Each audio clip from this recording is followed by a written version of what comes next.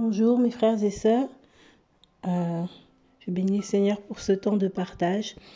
Donc je viens partager une petite exhortation par la grâce du Seigneur dans Ézéchiel 22, versets 17 à 22.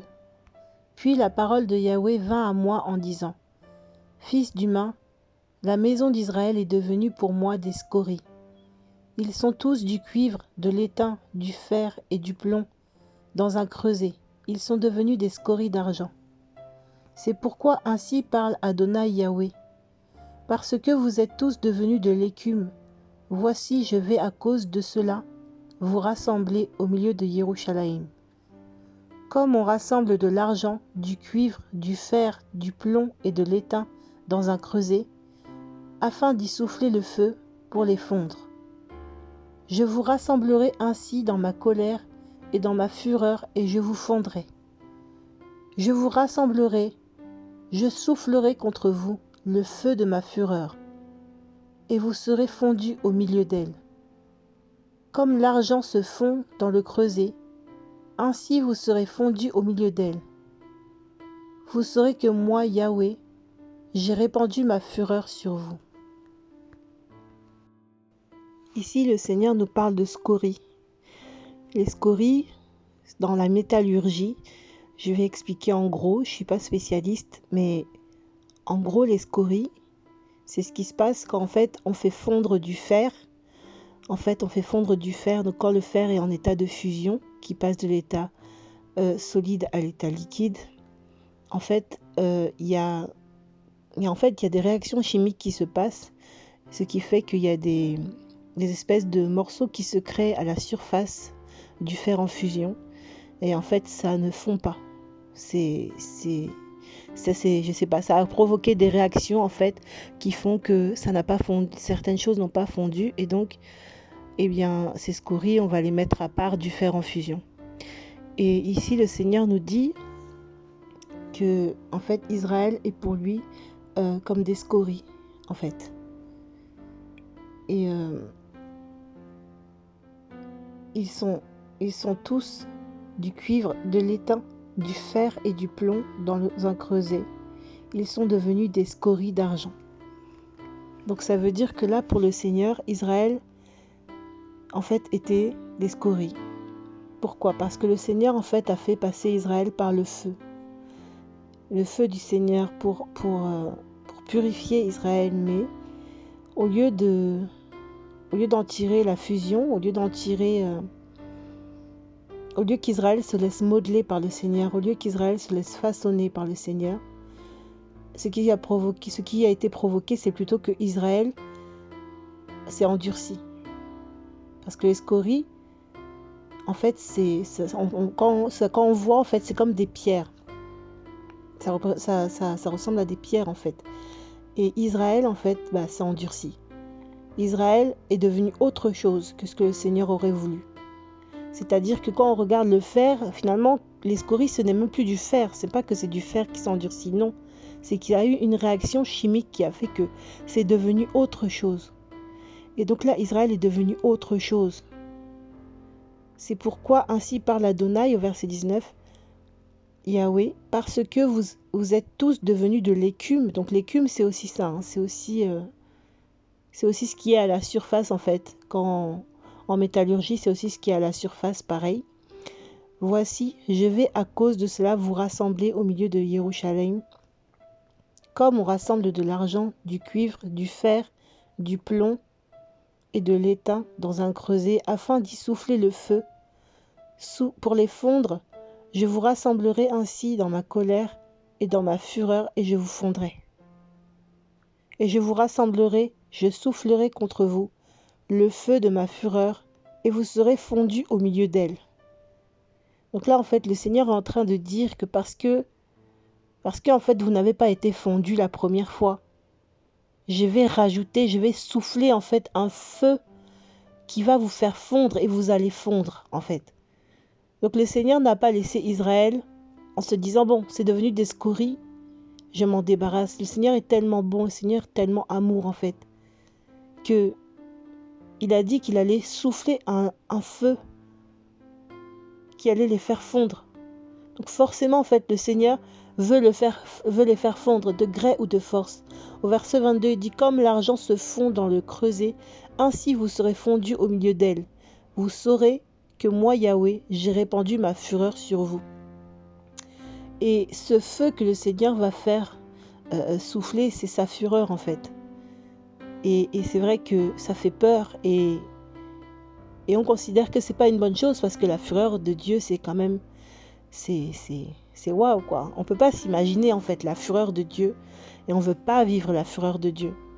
Mais dans cette fureur-là, le Seigneur, qu'est-ce qu'il veut? C'est fondre son peuple. C'est-à-dire que dans cette fureur-là, au travers de cette fureur, en fait, il veut les ramener. Il a soufflé un premier feu qui n'a pas, en fait, Israël n'a pas voulu se laisser fondre. À cause de la réaction d'Israël, à cause de la rébellion d'Israël, le Seigneur est maintenant obligé de faire souffler sa fureur, de faire souffler un feu qui sera pire, en fait, pour les fondre. Et c'est terrible, c'est terrible, parce que personne ne va avoir affaire à la fureur du Seigneur. Et en fait, je voulais nous exhorter, en fait, parce que souvent dans nos vies, on a aussi des scories. C'est vrai, on est enfant du Seigneur, et le Seigneur veut nous modeler par sa parole, par ce qu'il nous dit, par ses promesses, mais aussi par les épreuves. On le sait, surtout par les épreuves, il veut nous modeler, nous façonner. Mais s'il y a des choses qu'on refuse dans nos vies, que le Seigneur modèle à sa façon, ça va devenir des scories. Nos cœurs vont s'endurcir par rapport à certaines choses, et certaines choses dans nos vies vont surnager en fait, vont encore être là. Et ça va empêcher le Seigneur de nous modeler à sa façon. Ça va empêcher le Seigneur de nous modeler à 100% comme il aimerait qu'on soit, en fait. C'est vrai, on sait qu'on quittera cette terre, on ne sera pas parfait. C'est seulement au ciel. Mais le Seigneur veut nous façonner, il veut nous donner une certaine forme, il veut qu'on vive une certaine vie. Il veut changer des choses en nous, il veut changer nos caractères parce que lui, plus que n'importe qui d'entre nous, veut qu'on aille au ciel parce qu'il a préparé notre place. Et il n'a pas envie, en fait, qu'aucun d'entre nous perde cette place. Mais parce que des fois, on est récalcitrant, parce qu'il y a des choses qu'on ne veut pas laisser, parce qu'il y a des choses auxquelles on se veut s'attacher obligatoirement, on ne veut pas laisser le Seigneur nous ôter certaines choses ou façonner certaines choses, ça va devenir des scories. Et le Seigneur, dans son amour, peut faire des choses dans nos vies. Nous, on ne va pas voir ça comme de l'amour, mais c'est son amour. Comme Israël, il va souffler un feu tellement puissant, en fait, que ça va nous faire mal, ça va nous briser, ça va nous brûler. Et c'est des épreuves, en fait. Certains d'entre nous, on passe par des épreuves tellement dures. On va considérer que c'est tellement dur, tellement...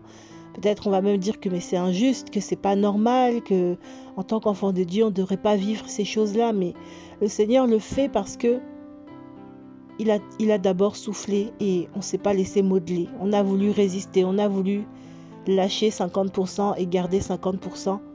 On n'a pas voulu être totalement entre les mains du Seigneur. Et maintenant, des fois on passe par des épreuves où le Seigneur, en fait, il est obligé de souffler plus fort son feu parce que si ces scories-là, elles restent, on n'entrera pas au ciel.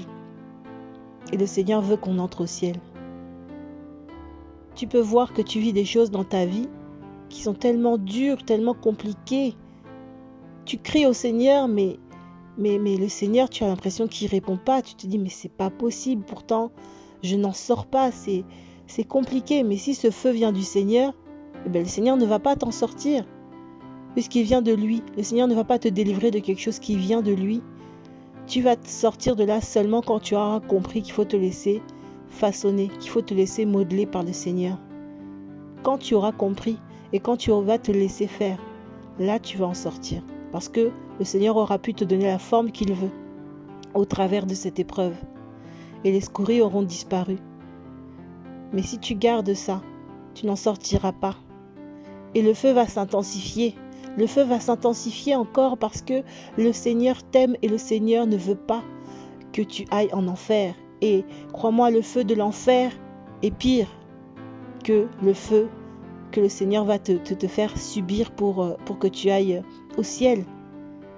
Parce que le Seigneur te fait subir de ce feu, mais dans son amour, il est là avec toi. Il est là avec toi.